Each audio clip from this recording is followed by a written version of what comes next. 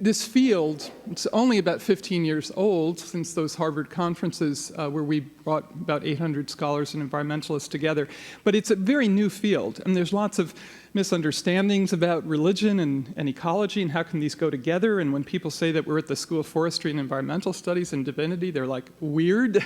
And we do feel a bit schizophrenic, I can assure you, as many of you do. But it occurred to me to just ask for a raising of hands. How many of you, whether it's Buddhist or otherwise, how many of you have some kind of spiritual practice?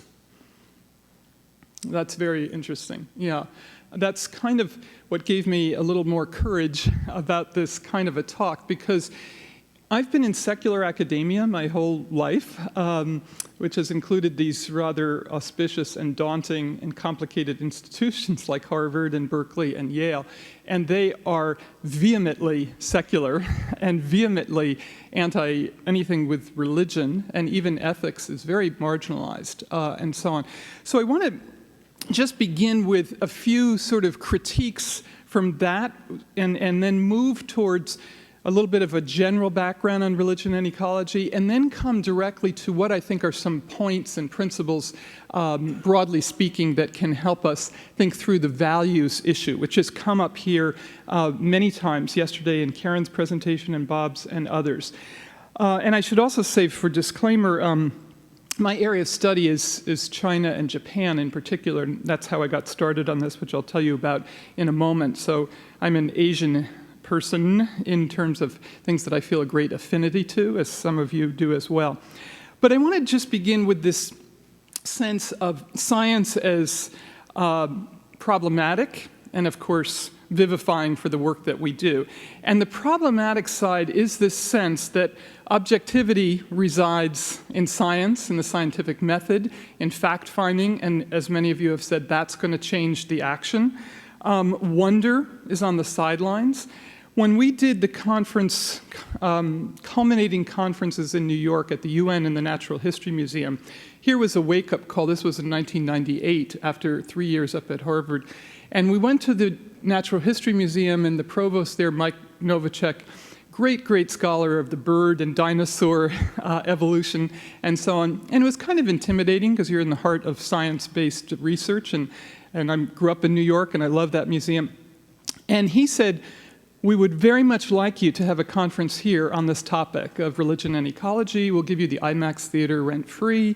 At that time, a $10,000 rental, and there's 1,000 people who can fit into that theater.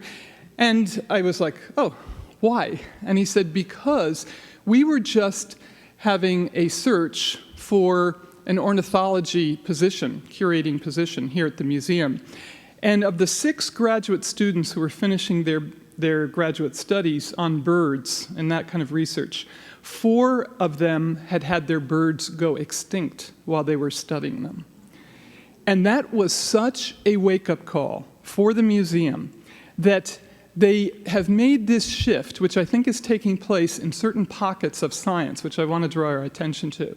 And that is for a sense of sustainability sciences, a sense of science that actually could tiptoe into the water of advocacy.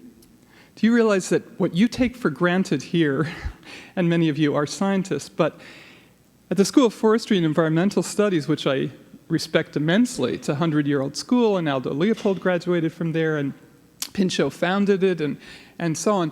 But advocacy is a very problematic word. You know, science has got to drive the action. And so what I'm putting before us here, and by the way, that was the same year that the Hall of Biodiversity went up at the Natural History Museum, Niles Eldridge, and so on.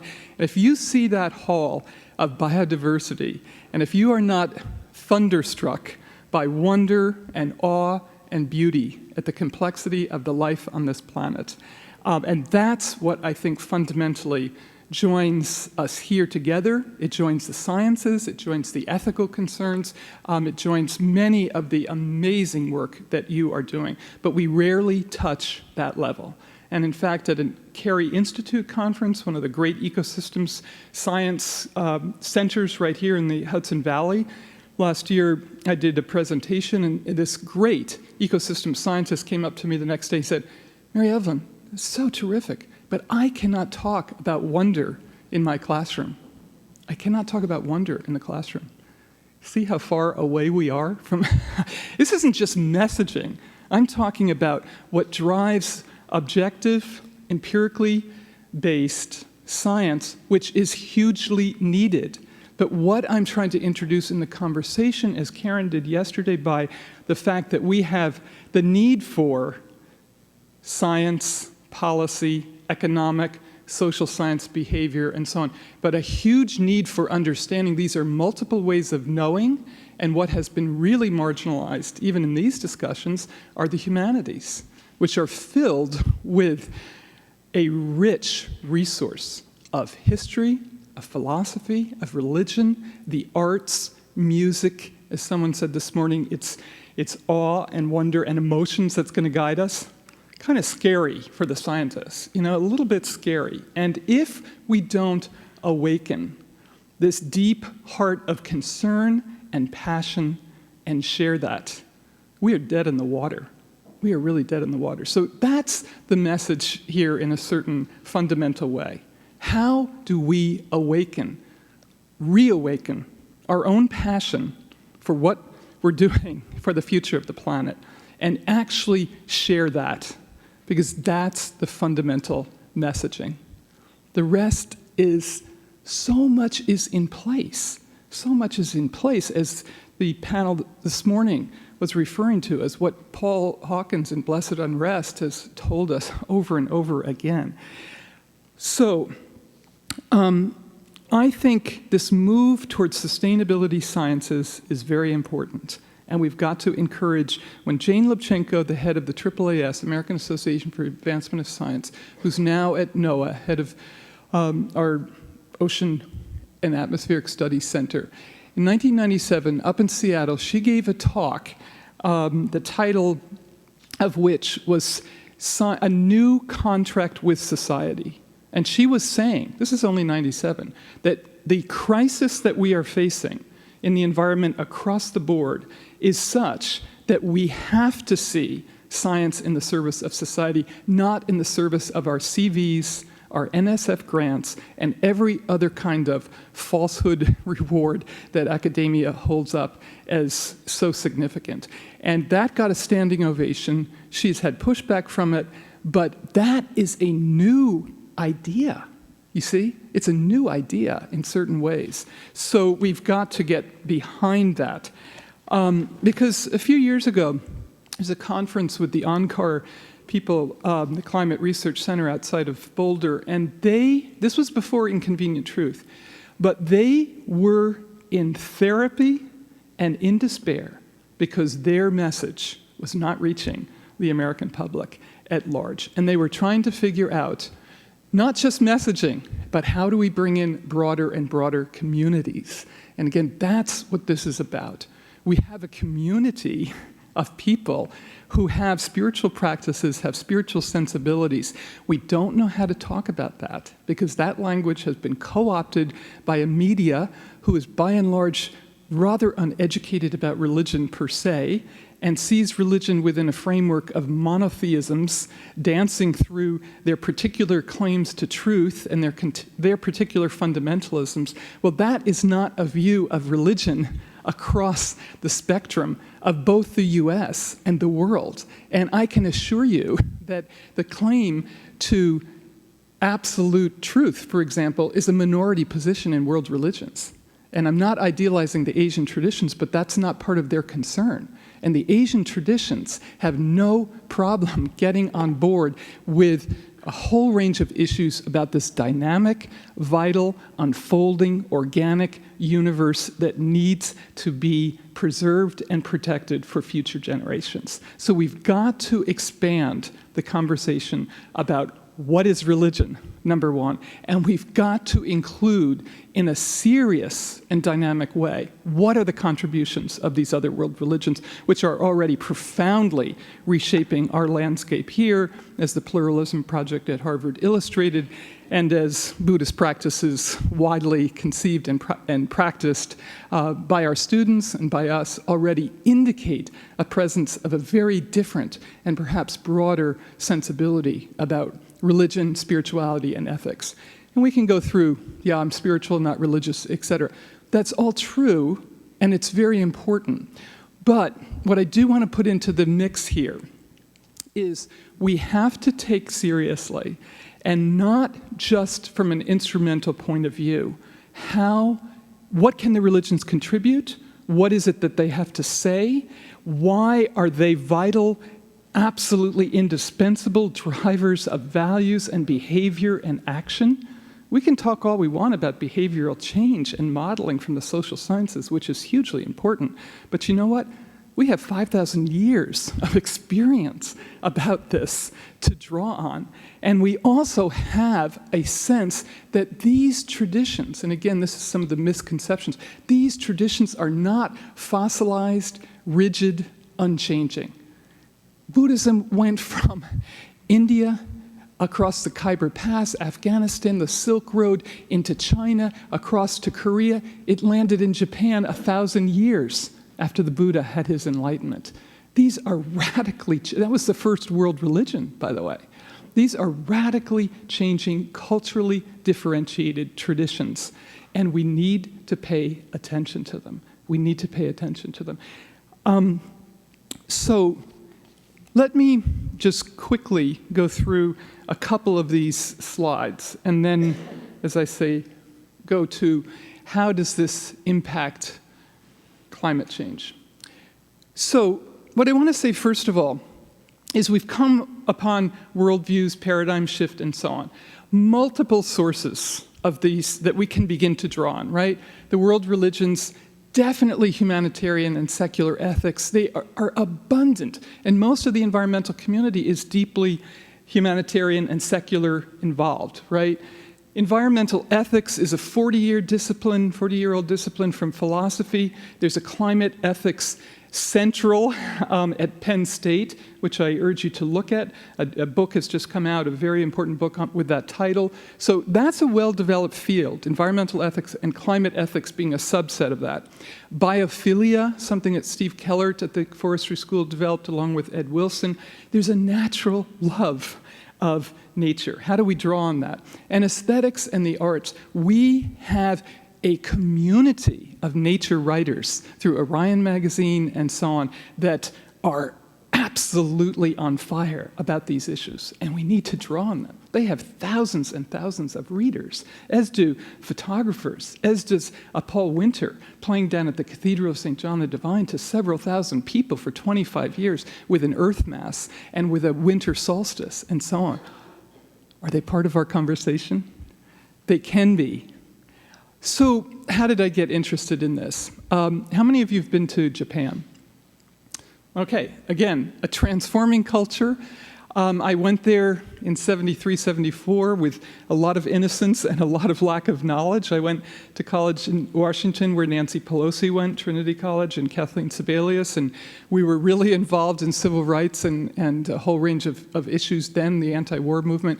But I went to teach at a college connected to Trinity over in Japan, and I was blown away because at that time, there was almost nothing on Asia anywhere except in the major Ivy League universities in Berkeley and so on. So we have come, by the way, a long, long way. And those people who founded Asian studies at Columbia, where I did my studies, at Harvard and at Yale, they all came out of studies of Japanese and Chinese in the Second World War, Army and Navy language schools, and came back with such respect for these cultures to found the best programs on the planet about our understanding. And that, to me, is a source of hope, by the way, which hopefully will be the same thing with the Islamic world, with the Arab world, and so on, that our conflict can also bring dialogue. And we are at a moment where we've got to shift from a conflict of civilizations to a dialogue of civilizations. And that's why the religious traditions matter. There's 1 billion Muslims, there's 1 billion Hindus, there's 1 billion Confucians, and the head of the EPA in China, who we met with a few years ago, is saying we need to draw on our own traditions of Confucianism and Taoism and Buddhism. Pan Yue, he's been writing about this for 12 years, and he says, and again, this is sort of the underlying theme of this conference. We need ecological cultures. We need to create a mindset, a shift in consciousness. You're already part of it. You're the founding fathers and mothers and daughters and brothers and so on of a new sensibility of ecological cultures. Because we've had, as Gus Beth said, law driving the action of the environment. We've had amazing science. And if we take the IPCC report as the largest science collaboration in human history over more than a dozen years, that's a major accomplishment. But they are saying we need something more, okay? So that sense of creating ecological cultures, which the Minister of the Environment in China says, we've got laws on our books, we can't enforce them. Does that sound familiar? We have to sue our EPA because we don't have an ecological culture, right? So culture is a way in, and religion is part of culture. Now, just briefly then, since so many of you have been to Japan, this was life-transforming, 73, 74. We've got the Shinto tradition. This is down in Miyajima and so on. I was fascinated with what does kami mean. Kamikaze, the winds of the gods, the whole island was defended because of a sense these are alive and breathing islands, but it comes out of a very ancient tradition, which can be used for good or for problematic sides, for sure. The Zen gardens in Kyoto, I'm sure many of you have been deeply influenced by Zen. And yes, it's a representation of nature in a certain controlled and beautiful environment, but it is a place for contemplation, which a conference like this is calling us to. And it is a place for sensing this great Buddha nature in all things, which China and Japan have done so well. Our teacher, Thomas Berry, used to say, India invented the idea of emptiness, of shunyata, and so on, but China and Japan painted it because of that huge sensibility of nature, the clouds, the mistiness, and so on, where the human is part of something much larger. So the raked gardens, that sense of contemplation. In Japan, though, a tradition that's often left out of the discussion is Confucianism, which is the tradition I ended up studying the most, probably most misunderstood because the languages are so demanding and so on. It took me 25 years to finish a translation a few years ago because Chinese and Japanese are so hugely demanding. But Confucianism actually has probably influenced more people than any other tradition on the planet because of the numbers of people who have taken it as their cultural DNA. And it is a tradition which has cultivation at its heart, but cultivation for a larger common good. It has education as so critical for changing mind, body, behavior. It has a political sensibility. It has, if you extend the concentric circles outward, it has a sense we are deeply embedded in these processes of nature. So it's from the human as a collective resonating force with family, with society, with friends, with education, with a political order, with nature, and most importantly, with the cosmos itself. With the cosmos itself, and with this understanding that we are part of the transforming and nourishing processes of heaven and earth. Heaven and earth meaning the 10,000 things, that body of mystery of galaxies and stars and planets and solar system in which we dwell and have our being and in which life also came forward. So this character here is heaven, which means not just a place in the sky where some divine person is or the angels are singing or something, but it means a huge, vast sensibility of a guiding force linked absolutely critically to the earth, to life systems on the planet, and so on, and that the human completes this triad of heaven and earth.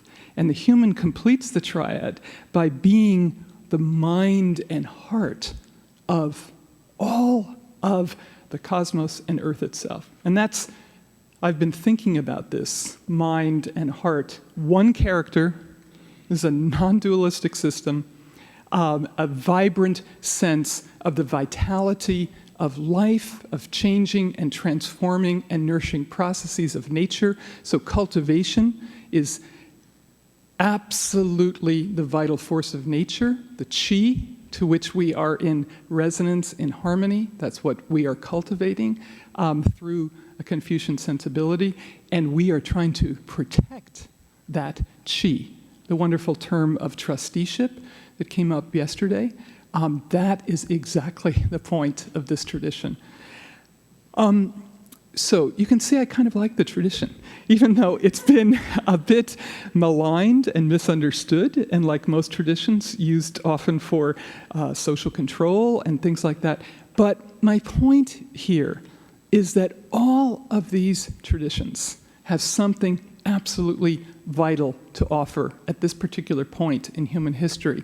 And what we were trying to do with the Harvard conferences was bring forward, I think I'm just going to let this go for the moment, but bring forward a retrieval of the teachings of these traditions, a re-examination of them for modern circumstances, and a reconstruction of them in light of what we are facing. So an example from Christianity and Judaism and so on is the dominion passage of Genesis. Are we dominators? Are we in control? Well, all of the theologians now are dealing with a reinterpretation of stewardship. The word in the Islamic tradition is trusteeship. We are trustees for the planet, okay? But that reinterpretation of text, of tradition, of ritual, of community, of practice, of virtue, as Luca has brought forward so well, all these traditions have that sense that she was presenting yesterday of cultivating virtue and for a larger good. And it brings us out of this morass of individualism and separation and dualism that we've analyzed and analyzed and analyzed. So that sense that individuals and communities can cultivate and can deal with and bring forth and birth practices for transformation is what we're talking about here. And that connects up to what this work, because it's been based in these kind of crazy institutions with all of their insane and pretentious ways, namely Harvard and Yale and Berkeley and so on. So a lot of people look at this work, this Forum on Religion and Ecology, and they say, that's academic. That is sort of within academia. And it is not simply academic.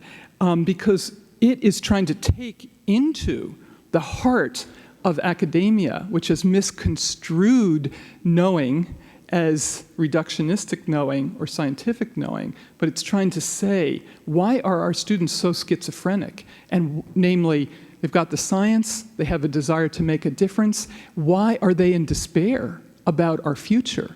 Why are they on the edge of paralysis of analysis and not able to make a difference? So what I want to say is that our ninja-like efforts, if you will, you understand how the ninja move secretly, and I take a lot of the strategies of the Japanese. If you move below the surface of the radar screen of academia, you can actually get a lot done.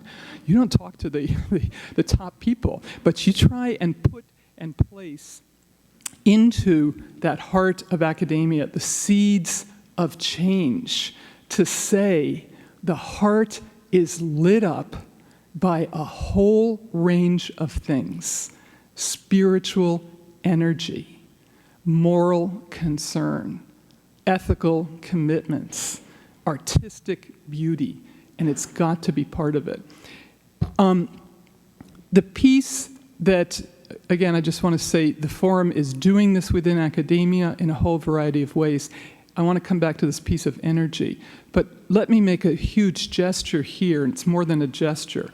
It's by way of saying everything we did at the Harvard conferences and in the 10 volumes of books that came out afterwards was saying, yes, there's a change of tradition, of picking up continuity and change and reformulating these traditions in a conscious way that the rabbis did for hundreds of years, that theologians did for hundreds of years. Thomas Aquinas completely changed Christianity because it picked up the Greek sensibilities, okay? This has been going on, as I say, for centuries. We're doing it in a self-conscious way to say, come on, we got to get going here. So that change, which is an explosion, I can assure you, of books, of articles, of journals, a whole new field. At the American Academy of Religion, we have hundreds of scholars who show up now who are teaching this across the country and in high schools and so on. But, so we're saying on the one hand, it's a field that's changing our studies, but it's a force. And the force in the world is picking up on what can the religions contribute institutionally, morally, financially, with their own estates. I mean, this is a transformation right here of a religious community into a modern setting. But I want to give this sense of field and force, theory and praxis a special filling out, because the panel that will follow this is definitely drawing on huge contributions of people like Fletcher Harper and others around the room. How do we green our houses of worship? How do we certify that? How do we create a new generation of ministers and so on who are going to do that? And we're going to do a conference at Yale that Fletcher will have an important part on this summer on greening of Christianity and so on, theory and praxis, etc. So what I want to maybe conclude on, because I realize I might not get to, although I could skip this whole thing and just jump to the concluding points about climate change and religion and so on.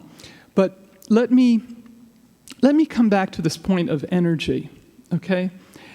Because we have had some of the best thinking on energy, alternative and otherwise, and Paul Hawkins' talk was a great example of his incredible work for so long, and again, what many of you are doing.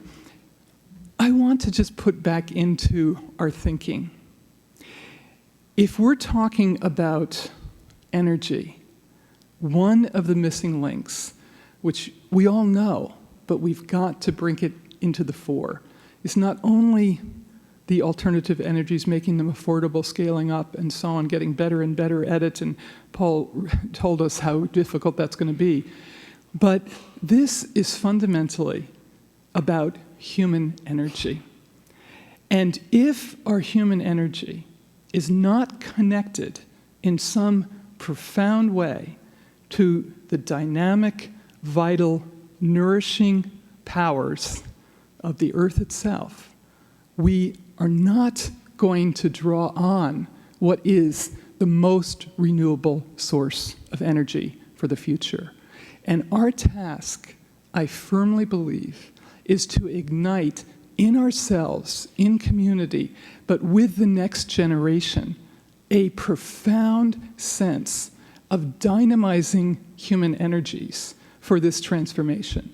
And that is a fire that is absolutely not going to go out. I can see it in my students. They have grown up with more sad, bad news than any other generation, and they are on fire to make a difference. They want to get their knowledge and so on, and they've got great teachers like Juliet Schor who's going to follow and so on about values and plenitude. But I want to give a shout out to this idea of plenitude, which Juliet's book is about. The plenitude of energy that we have yet to tap into fully is this spiritual energy beyond name and form. And that's part of our task. How do we bring this forward in very hard-nosed science and economic forums to say, this is what's at stake? I just showed this film, Journey of the Universe, over here at Millbrook School, one of the finest schools on the planet, where Tom Lovejoy, one of our finest scientists, went and got his sense of love of biodiversity and so on, and he came and he introduced it. last Thursday, and I spent the whole day on Friday going around to classes with the students who were, and much to their teachers' surprise, absolutely on the edge of despair. Can we make it? Can we link up to these transforming and nourishing processes? Can we be a fulfillment of this evolutionary process, or are we shutting down life systems in such a way that we can imagine? And again, we are the first generation, they're the first full generation to imagine not just the extinction of species, but to imagine the extinction of our own life forms, the end of civilization as we know it. Paul Crutzen speaking about the Anthropocene era. So my question to all of us is, how can we light up this next generation with a sensibility that goes beyond reductionism, goes beyond even economic valuing of nature, goes beyond a legal sensibility that we're going to change it through regulations, goes beyond the failed politics of our moment, and says one thing we can bring forward, and we can ignite a sensibility that I think can renew the face of the earth. Thank you very much.